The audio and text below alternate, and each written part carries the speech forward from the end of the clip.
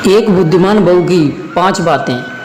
नमस्कार प्रिय दर्शकों, एक बार फिर से आप सभी दर्शकों का हमारे YouTube चैनल में बहुत बहुत स्वागत है। दोस्तों, आज हम आपके लिए बहुत ही ज्ञानवर्धक कहानी लेकर आए हैं और आपसे निवेदन है कि इस कहानी को पूरा और ध्यान से जरूर सुनें। मित्रों, आज की इस कहानी में एक बुद्धिमान बहू ने अपनी बुद्धिमानी का परिचय दिया है। कहते हैं, स्त्री चाहे तो घर को नरक बना दे और नरक जैसे घर को स्वर्ग बना दे। तो आइए गौर करते हैं इस कहानी पर। दोस्तों, प्राचीन समय की बात है। किसी गांव में एक गरीब व्यक्ति रहता था और वह व्यक्ति अपनी स्थिति को लेकर के बहुत ही दुखी था। उस गरीब व्यक्ति के 7 बेटे थे। दोस्तों, कहते हैं गरीबी में आटा भी गीला हो जाता है। उन 7 बेटों को छोड़ करके उसकी पत्नी भी स्वर्ग को सिधार गई थी। अब बेचारा गरीब व्यक्ति अकेला ही उन 7 बेटों का लालन पालन कर रहा था। उसे 2 वक्त की रोटी मिलना मुश्किल थी। दोस्तों, सही तरीक़ा से उन सभी के पेट नहीं भर पाते थे। मित्रों, इसी तरह से समय गुजरता चला गया और धीरे धीरे उसके 7 बेटे बड़े हो गए और वह 7 बेटों सहित एक राजा के यहाँ नौकरी करने लगा। और वो राजा उन सभी को उस नौकरी के बदले में उन्हें 3 सेर जौ दिया करता था। वो पिता और 7 बेटे उन 3 सेर जौ के दानों को लेकर अपने घर आया करते थे और घर पे आकर के फिर अपना भोजन बनाया करते थे। वो 3 सेर दाने उन 8 का पेट भरने के लिए पर्याप्त नहीं थे। उनका उन 3 सेर दानों से पेट नहीं भर पाता था, क्योंकि वो 8 जवान थे और अधिक से अधिक भोजन करने वाले थे, इसलिए वह भोजन कम पड़ जाता था। लेकिन वो गरीब व्यक्ति अपनी स्थिति को देखते हुए उस राजा के यहाँ से नौकरी भी छोड़ना नहीं चाहता था, क्योंकि वह जानता था कि इस नौकरी को छोड़ने के बाद और कहीं उसका ठिकाना नहीं है। इसलिए जो भी खाने को मिल रहा है उल्टा सीधा वही उसके लिए काफ़ी है। यही सब सोच करके वह नौकरी छोड़ना नहीं चाह रहा था। अगर दूसरी जगह नौकरी मिल भी जाती तो वो राजा की डर की वजह से उस नौकरी को नहीं छोड़ रहे थे। वो नौकरी तो कर रहे थे लेकिन उनका पेट नहीं भर पा रहा था। प्रिय दर्शकों, एक बार की बात है, वह बूढ़ा व्यक्ति अपने घर में एक चूल्हे में लकड़ी जला रहा था कुछ बनाने के लिए। तभी उसकी पड़ोस में एक बूढ़ी माता रहती थी और उन बूढ़ी माता ने देखा कि ये खाना बनाने के लिए इस चूल्हे में लकड़ी जला रहा है।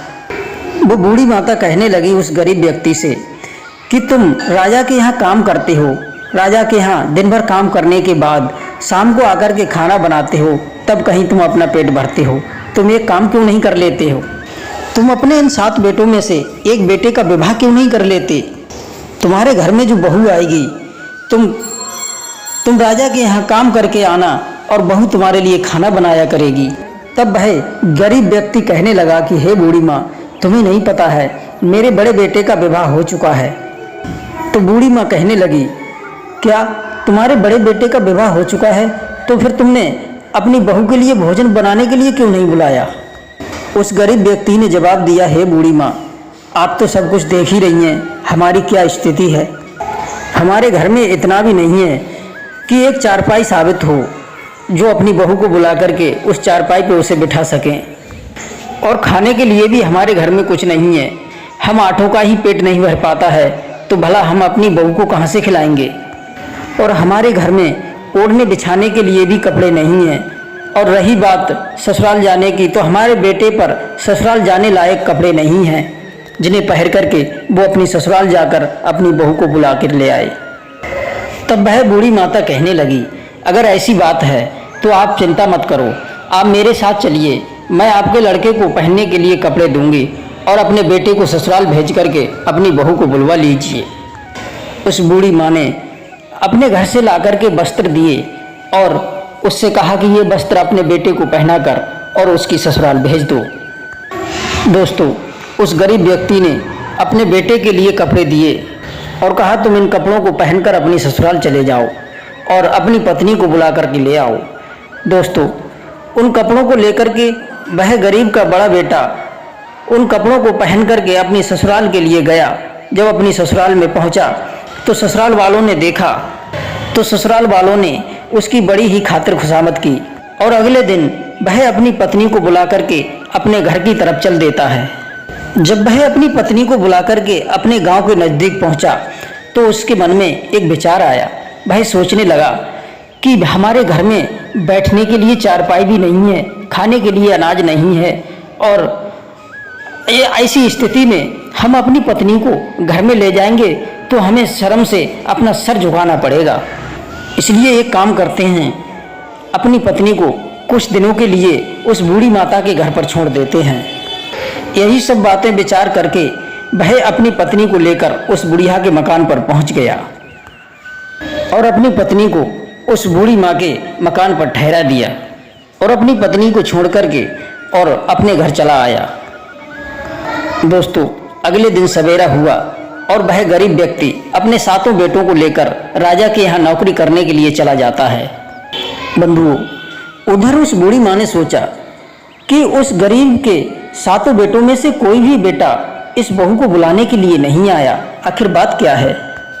फिर बूढ़ी माँ ने सोचा, चलो कोई बात नहीं है, अगर वो बुलाने के लिए नहीं आए तो मैं ही इसे इसकी ससुराल में पहुंचा देती हूँ।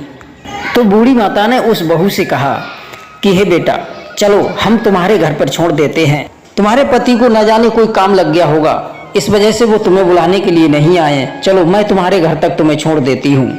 तब वह बहू उस बुढ़िया के मुंह से इस तरह की बातें सुनकर कहने लगी, हे बूढ़ी माता, क्या ये घर हमारा नहीं है जहाँ हम रह रहे हैं। बूढ़ी माता ने कहा, नहीं बेटा, ये घर तुम्हारा नहीं है, तुम्हारी ससुराल तो दूसरी जगह है। तो उस बहू ने कहा कि फिर मुझे यहाँ क्यों रखा गया, मुझे मेरे पति मेरे घर लेकर के क्यों नहीं गए।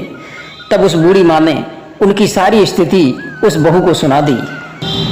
तब वो बहू उस बूढ़ी माता को लेकर अपने ससुराल में जाती है।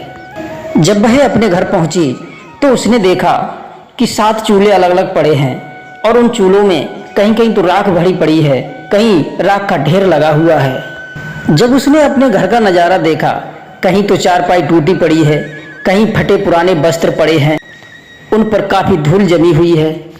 इस तरह की स्थिति को देख करके भय अपने मन में बहुत थोड़ी होने लगी। उस बहू ने अपनी ससुराल का जब नज़ारा देखा तो उसकी आंखों में आंसू आ गए और वह रोने लगी। पर वो बूढ़ी माता तो उसे वहाँ छोड़ करके अपने घर चली आई, लेकिन वो बेचारी बहू अकेली ही वहाँ रह गई। और इसके बाद में जब वह अपने घर की स्थिति को देख करके विलाप कर रही थी तो उसने सोचा, चलो कोई बात नहीं है, अब मैं इसके लिए ठीक ठाक कर लूँगी। दोस्तों, वो बहू बड़ी ही बुद्धिमान थी, उसने बड़ी समझदारी से काम लिया और उन चूल्हों को एक एक करके फोड़ देती है। केवल एक चूल्हा ही साबित छोड़ा था। सारे बिस्तरों को साफ करती है, उन्हें झाड़ती है और सारे घर की सफाई करती है। उस बहू ने पूरे दिन मेहनत करने के बाद उस घर की कंडीशन ही बदल डाली। दोस्तों, इधर जब शाम हुई तो वो बहू अपने पति का इंतजार करने लगी। उधर शाम के वक्त अंधेरा होने के लिए जा रहा था और वह गरीब व्यक्ति अपने 7 बेटों के साथ में अपने घर पहुंच गया। जब वह गरीब व्यक्ति अपने 7 बेटों के साथ उस घर में घुसा तो उसने घर में देखा कि आज तो इस घर का नज़ारा ही बदला हुआ है। बहू ने ससुर का स्वागत किया, उसके पैर छुए। जब ससुर ने देखा कि उस चूल्हे सारे गायब हैं तो अपनी बहू से पूछा कि बहू, ये इतने सारे चूल्हे थे, वो सब कहाँ गए। बहू ने जवाब दिया, पिताजी, मैंने उन सभी चूल्हों को फोड़ दिया। पिताजी माफ़ करना, इस घर में केवल एक ही चूल्हा जलेगा और सभी के लिए खाना मैं बनाऊंगी। अपनी बहू के मुंह से इस तरह की बातें सुनकर के वह ससुर बड़ा ही खुश हो गया।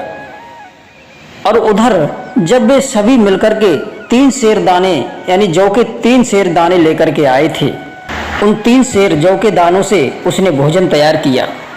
दोस्तों, उन 3 सेर दानों में उन 8 का ही पेट नहीं भरता था, अब तो एक सदस्य और बढ़ चुका था, तो भला अब कैसे पेट भर जाएगा। उसने क्या काम किया, वो खाना बना करके सभी को परोस दिया, खुद भूखी रह गई। मित्रों, इसी तरह से 3-4 दिन तक तो ऐसा ही चलता रहा। तब उस बहू ने एक दिन अपने ससुर से कहा कि हे पिताजी, तुम उस राजा के यहाँ नौकरी करने के लिए जाते हो, इसके बदले में राजा तुम्हें 3 सेर जौ के दाने देता है, भला इससे तुम्हारा गुजारा नहीं हो पा रहा है, तुम आज जाकर के उस राजा से कहना कि हे राजा साहब, हमारा थोड़ा वेतन बढ़ा दीजिए, और जब शाम को तुम्हें वह ये 3 सेर जौ के दाने दे, तब राजा से कहना कि इसके 3 गुना हमें जौ के दाने कर दीजिए, और राजा से कहना कि इतने दानों में हमारा गुजारा नहीं होता है। जब ससुर ने अपनी बहू के मुंह से इस तरह की बातें सुनी तो वह कहने लगा, बहू तुम नहीं जानती हो कि वह राजा कितना दुष्ट और कमीना है। अगर मैं उससे ये बात कहूँगा तो वह हमें नौकरी से निकाल देगा, और हो सकता है तो हमारे लिए और कहीं नौकरी भी ना मिलने दे। इस वजह से राजा से कहने की मेरी हिम्मत नहीं होती है। तब बहू ने जवाब दिया, हे पिताजी तुम घबराते क्यों हो? कम से कम तुम इतनी बात जाकर के राजा से बोलना, वह राजा तुमसे कुछ नहीं कहेगा। प्रिय दर्शक बंधुओं, अगले दिन ऐसा ही होता है जब वह गरीब व्यक्ति अपने 7 बेटों को लेकर राजा के यहाँ काम करने के लिए गया। सारा दिन काम किया, और जब शाम को वह जौ के दाने देने का वक्त आया तब उस गरीब व्यक्ति ने राजा से कह दिया कि राजा साहब, इतने दानों में हमारा पेट नहीं भर पाता है, आप एक काम करिए, इन दानों के आप 3 गुना कर दीजिए। इतना सुनते ही वो राजा बिना कुछ कहे उन जौ के दानों की 3 गुना मात्रा और बढ़ा देता है। इसके बाद में वो गरीब व्यक्ति और उसके 7 बेटे उन अनाज के दानों को लेकर के अपने घर चले आते हैं। फिर उसी से उस बहू ने भोजन तैयार किया, और उस दिन सभी के पेट अच्छी तरीक़ा से भरे गए। कुछ दिनों तक ऐसा ही चलता रहा। एक दिन बहू ने अपने ससुर से फिर कहा कि पिताजी, आज राजा साहब से फिर कहना कि इनकी मात्रा कुछ और बढ़ा दे, और राजा से कहना कि इतने जौ के दानों में हमारी गुजर नहीं हो पा रही है, थोड़ी मात्रा और बढ़ा दीजिए। तब वह गरीब व्यक्ति कहने लगा, अरे बहू तुम पागल तो नहीं हो गई हो? एक बार तो मैंने हिम्मत जुटा करके उससे कह दिया, अब मेरे अंदर इतनी हिम्मत नहीं है जो मैं दोबारा उससे कह पाऊँ। अगर अब मैंने इस तरह की बात राजा से कही तो वह राजा बिना सोचे समझे ही हमको मरवा देगा। तब बहू कहने लगी कि हे पिताजी, तुम घबराते क्यों हो? तुम्हारा राजा तुम्हारे लिए कोई हानि नहीं पहुंचाएगा। तुम जाकर के एक बार हिम्मत जुटाकर उससे कहो तो सही। मित्रों, अगले दिन वह गरीब व्यक्ति अपने 7 बेटों को लेकर राजा के यहाँ काम करने के लिए गया। सारा दिन काम किया।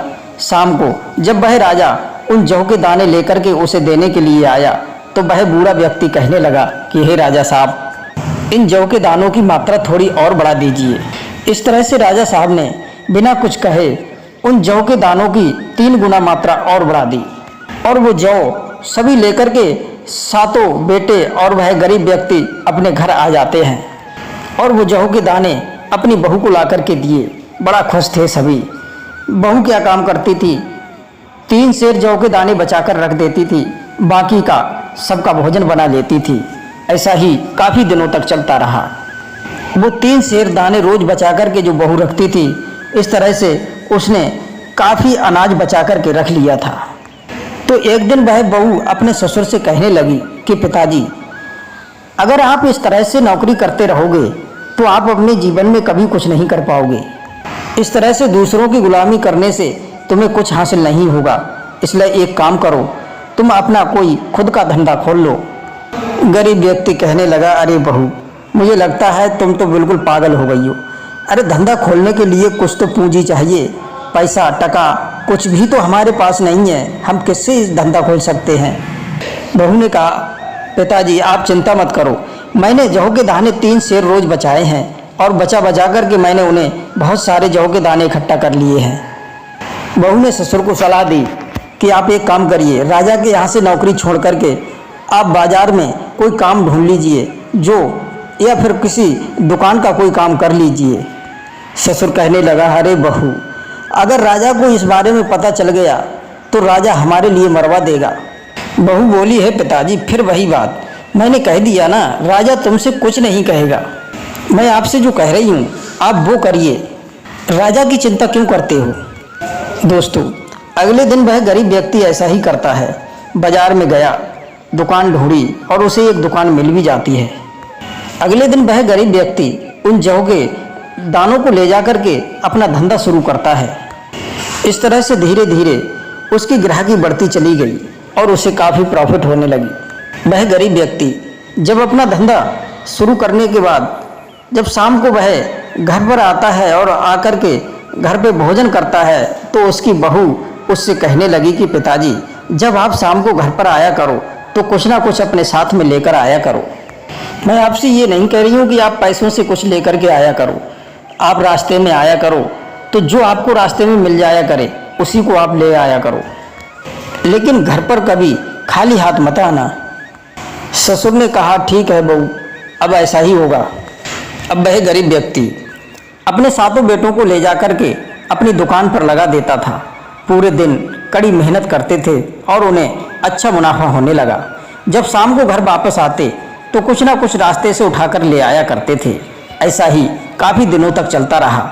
एक दिन की बात, वह जब दुकान से अपने घर की तरफ लौट रहा था तो वह लाना भूल गया और रास्ते में सोचने लगा कि आज मैं घर के लिए कुछ नहीं लेकर आया हूँ और बहू कहती है कि घर पे कभी खाली हाथ मत आया करो, अब मैं क्या लेकर के जाऊँ।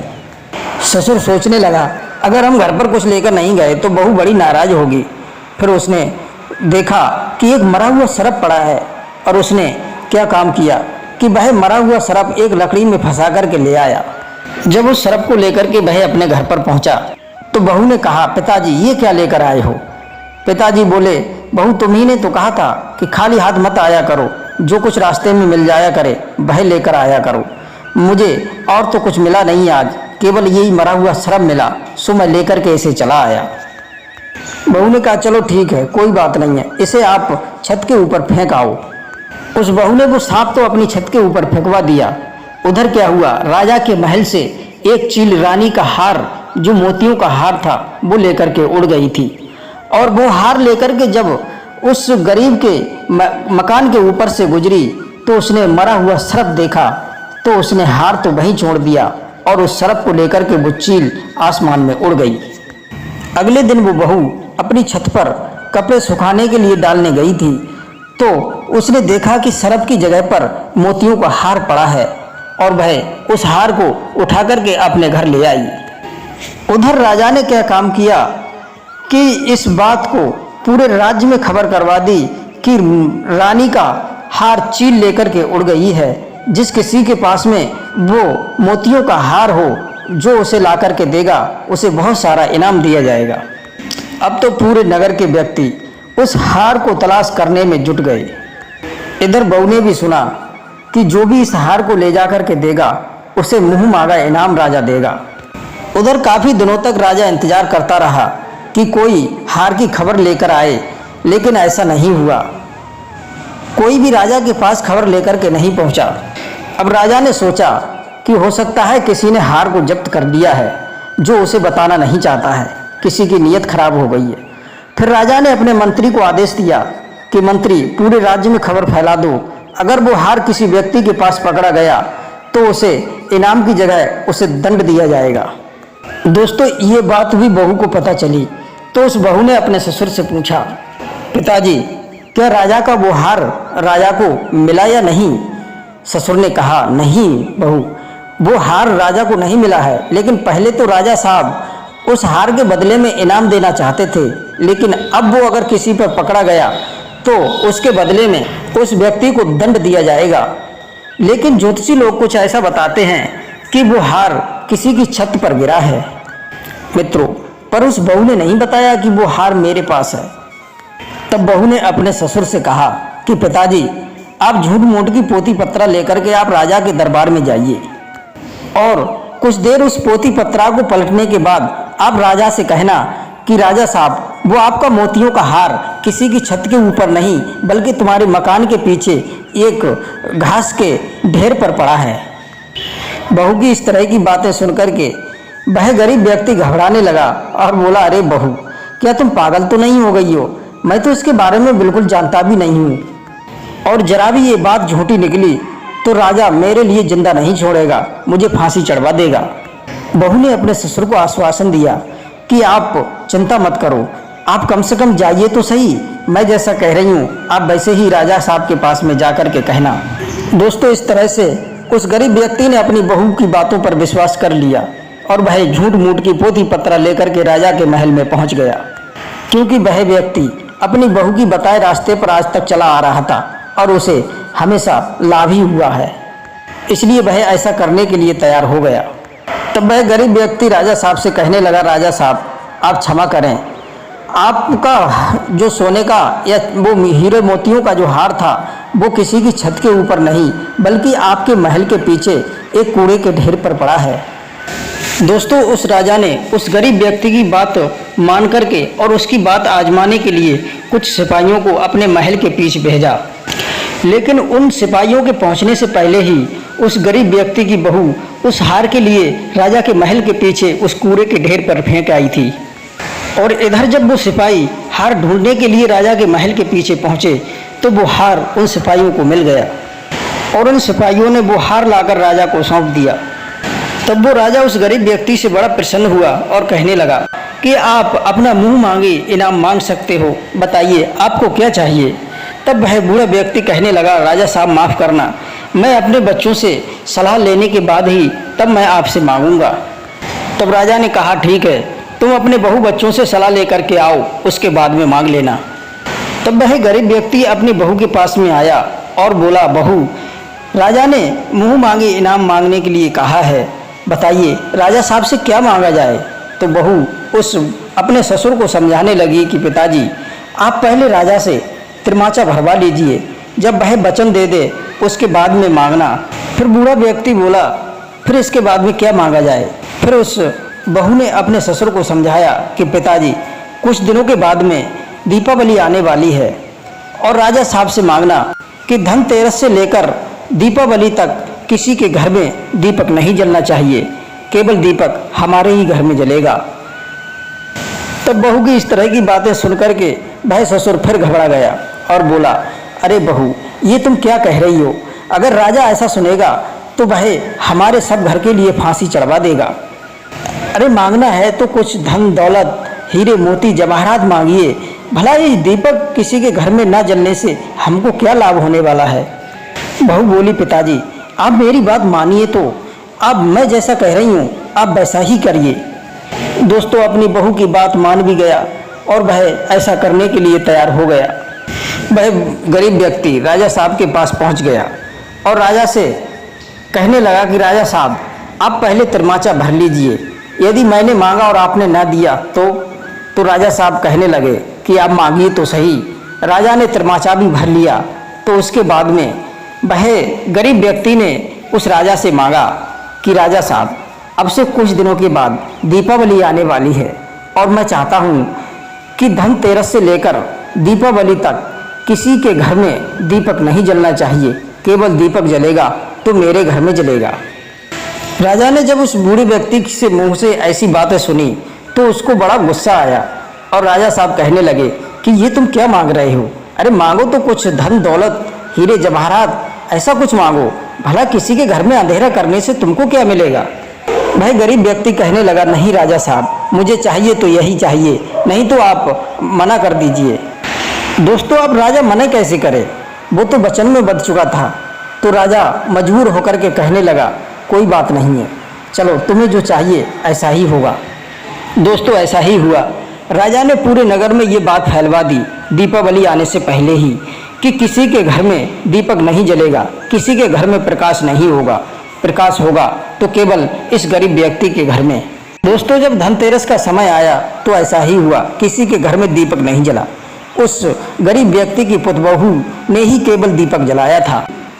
उधर शाम के वक्त जब माता लक्ष्मी रिद्धि सिद्धि के साथ में उस नगर में घूमने के लिए आईं, तब उन्होंने देखा कि किसी के यहाँ कोई प्रकाश नहीं हो रहा है। तब माता लक्ष्मी और रिद्धि सिद्धि आपस में बात करने लगी कि ये क्या हुआ, किसी के घर में प्रकाश नहीं हो रहा है, भला किसी को हमारी ज़रूरत नहीं है क्या। और ये तो आप लोग जानते ही हैं कि माता लक्ष्मी उसी जगह पर ठहरती हैं, उसी जगह जाती हैं जहाँ प्रकाश होता है, जहाँ उजाला होता है। अब माता लक्ष्मी और रिद्धि सिद्धि उस शहर में उजाला ढूंढने लगी, लेकिन उजाला कहीं नज़र नहीं आया। उजाला नज़र आया तो उस गरीब व्यक्ति की बहू केवल दीपक जला रही थी, वही उन्हें नज़र आया था। पूरे शहर में केवल उस गरीब व्यक्ति के घर में ही दीपक जल रहा था और बाकी सभी लोग सो चुके थे। माता लक्ष्मी उसी गरीब के घर में जाकर के बैठ गई और उसकी बहू भी उस दीपक को जलाकर के सो गई। माता लक्ष्मी ने क्या काम किया कि उसी जगह पर एक बहुत सुंदर महल बना कर के खड़ा कर दिया। जब उसकी बहू जागी तो देखा कि अरे हमारा मकान तो बड़ा सुंदर हो गया। उसने अपने ससुर, अपने पति, अपने देवरों को जगाया। तो सभी ने उस महल को देखा तो सभी की आंखों में खुशी के आंसू आ गए और उस महल को देख कर के बड़ा खुश हुए। दोस्तों, माता लक्ष्मी ने उस गरीब का घर एक महल के रूप में परिवर्तित कर दिया। इसी तरह से 3 दिन बीत गए। दोस्तों, इस तरह से दीपावली अंधेरे में ही गुजर गई। अब बहू ने उस गरीब व्यक्ति को अपने पास बुलाया और कहा, पिताजी आप राजा के पास फिर से जाइए। तो वो गरीब व्यक्ति कहने लगा, अरे बहू, अब तो वो राजा हमसे बहुत नाराज़ होगा और कहीं हमारे लिए कोई सज़ा ना दे दे। तो बहू कहने लगी, पिताजी मैं भी जानती हूँ कि राजा साहब हमसे नाराज़ होंगे, लेकिन उन्हें जाकर के मनाना भी तो है। और आप जाइए, राजा के पास जाकर के बोलना कि मैंने अंधेरा इसलिए करवाया था कि हमारे शहर पर बहुत बड़ी आपत्ति आने वाली थी और वह आपत्ति अब टल चुकी है। मित्रों, अब वही हुआ। वह गरीब व्यक्ति राजा के पास में पहुँच गया। राजा भी बड़ा क्रोध में बैठा था। हाथ जोड़ते हुए गरीब व्यक्ति राजा से क्षमा मांगने लगा कि महाराज क्षमा करें, मैंने आपके शहर में 3 दिनों तक जो अंधेरा रखवाया था उसका भी एक कारण है। मैं इसके लिए क्षमा चाहता हूँ कि इन 3 दिनों में हमारे शहर पर बहुत बड़ी आपत्ति या संकट आने वाला था और अब वह संकट टल चुका है और वह आपत्ति इस अंधेरे के रहते हुए नहीं आई थी। अब आप फिर से ऐलान करवा दीजिए कि सभी अपने घरों में दीपक या उजाला जला लें। तो राजा उस बूढ़े व्यक्ति की बात सुनकर के बड़ा खुश हुआ और वह उसे मुंह मांगा धन देता है, उसे इनाम देता है। राजा द्वारा दिया गया धन लेकर के वह अपने घर आया। दोस्तों, अब वह गरीब व्यक्ति गरीब नहीं रहा, अब उसकी गिनती अमीरों में आने लगी। धीरे धीरे इस तरह से उस बहू के रास्ते पर चलने से वह व्यक्ति अमीर व्यक्ति बन चुका था। मित्रों, इस तरह से उस बहू ने उस घर में आकर के अपनी बुद्धि के बल पर, अपनी बुद्धि विवेक से उस घर को नरक होने से बचाया और उस घर को स्वर्ग जैसा बना दिया। इस तरीक़ा से उस बुद्धिमान बहू ने अपने ससुराल वालों को अमीर बना दिया। दोस्तों, आज की कहानी आपको कैसी लगी हमें कमेंट के माध्यम से अवश्य बताएं। आप सभी दर्शकों का बहुत बहुत धन्यवाद। जय श्री कृष्णा, जय श्री राधे।